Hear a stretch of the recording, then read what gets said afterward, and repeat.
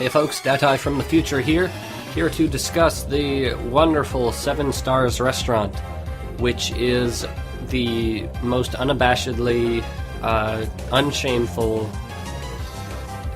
excuse for a place to have a bunch of trainers and get experience that I've ever seen. It's a building. There's no puzzles. There's nothing. It's just a bunch of trainers hanging out. It's pretty dull and yeah, it's dull. That's basically all I can say about it, honestly. It's a bunch of trainers, and the theme to the trainers is they are rich. So get some money, but there are better places to get money. So I understand that it's a resort. They wanted to have some sort of trainer challenge related to the resort, but they could have some sort of subplot involving the resort, or they could have us fight the resort staff and win a free room or something. I don't know, but this is just lazy and boring and uninteresting. Anyway, there are a bunch of double battles, and so I will be constantly going back and forth to heal to revive that Bidoof, and then destroy it immediately. And yeah, it's really pretty boring. This is essentially grinding, except against trainers. And as you can see, it's not very good source of experience at this point for Starsky, because they are half his level, and that's just not at all a significant amount of experience. You can't really see the minuscule amount that experience bar is going up because it's double battle, but it's not even worth it. If you're going through the game normally and you have a full team, then absolutely go here, get some experience. Here, it was just not worth it for Starsky, because I really did not need the experience for quite a while after this. Like, there were 1 or 2 points when I was moderately challenged outside of, like, you know, the gym battles. But even then, this small amount of experience would not have been enough to make those battles any easier. Anyway, hi there, you're Bronzor. I must have talked about Bronzors by this point, assuming that I was even remotely on topic. Of course, with my past self, I don't know. But yeah, Bronzors, they can be kind of annoying. It's true.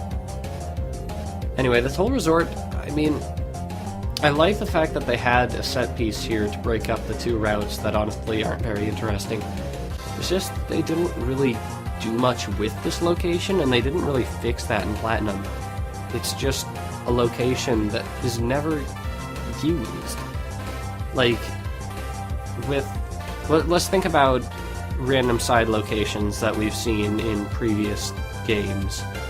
In first generation, there's the museum, and you can pay like 50 yen to go in there, and it's like, oh, here's some skeletons of some Pokemon you can get later, and here's a space shuttle.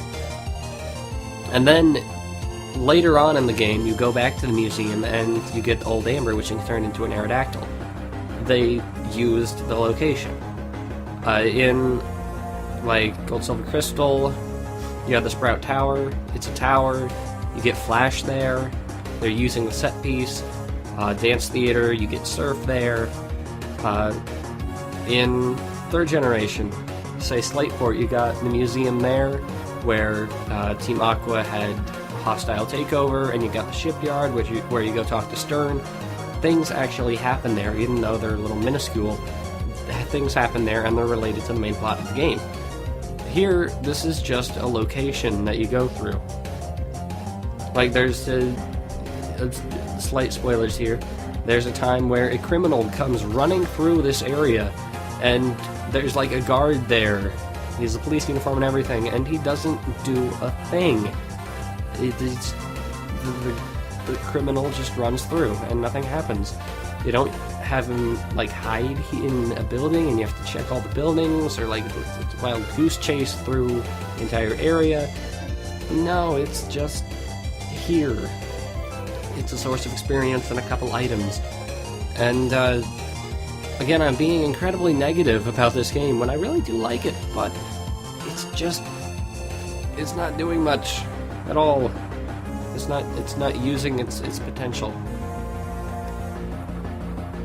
So yeah, how many dudes we have left? We have one set of trainers.